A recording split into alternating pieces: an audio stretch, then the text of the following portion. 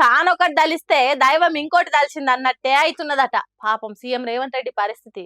CM సొంత ఇల్లున్న జూబ్లీహిల్స్ ఉప ఎన్నికలల్లా ఎన్నో ఆశలతోని ఎన్నో కలలతోని ఉంటే జూబ్లీహిల్స్ పబ్లిక్ జుట్టు పట్టి కూదిచ్చే పని చేయబోతున్నారట. అంటే బరాబర్ ఓడగొట్టబోతున్నారట. హాగో గట్లెట్లా జరుగుతుంది అంటే దానికి 5 కారణాలు ఉన్నాయట. ఒకటి, కాంగ్రెస్ పార్టీ ఎన్నికల ముందు చెప్పిన 6 గ్యారెంటీలు అవి ఇప్పుడు అమాస చీకట్ల దయ్యం ఎంటబడి ధర్మినట్టు సీఎం రేవంత్ రెడ్డిని ధర్ముతున్నాయి. 2500 లెవ్వు, ఆసర పింఛన్లు పెంచలేదు, తులం బంగారం లేదు, గ్యాస్ సబ్సిడీ గంగల కలిసింది. ఇక రెండోది మాగంటి సునీత అంటే అయ్యో పాపం అనే సానుభూతి మస్తు పనిచేస్తున్నదట.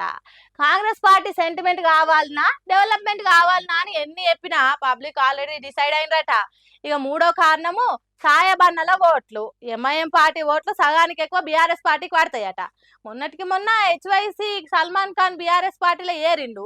ఆటోలు నడిపే సాయబన్నలు గుండు గుర్త కారు గుర్తుకే ఓటేస్తారట.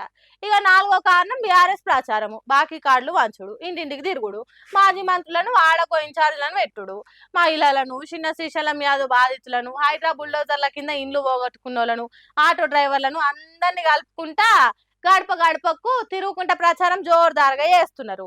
ఓ దిక్కు కేటీఆర్, ఇంకో దిక్కు హరీష్ రావులు మాటల తూటాలు వేల్చి రేవంత్ రెడ్డి మోసాలని చెప్తున్నారు. ఇక 5వ పాయింట్, బీజేపీ పార్టీ ఓట్లు చీల్చి బీఆర్ఎస్ పార్టీ గెలుపుకు సాయం చేస్తుంది. రాష్ట్రంలో కాంగ్రెస్, దేశంలో బీజేపీ పార్టీలు ఏలుకుంటా జూబ్లీహిల్స్ పబ్లిక్ చేసింది ఏం లేదు కాబట్టి రెండు ప్రభుత్వాల మీద ఉన్న కోపం బీఆర్ఎస్ పార్టీకి కలిసి వస్తాయి. పబ్లిక్ కూడా ఇదే మంచి అదిని కాబట్టి గట్టి దెబ్బ కొట్టాలని చూస్తున్నారట. కాబట్టి కారు గుర్తు జెండా జూబ్లీహిల్స్ ఎన్నికలలో ఎగురుడు ఖాయం అంటున్నారు బాగా లోతుగా ఆలోచన చేసేటోళ్ళు. ఇక చూడాలి మరి ఏం జరుగుతుందో.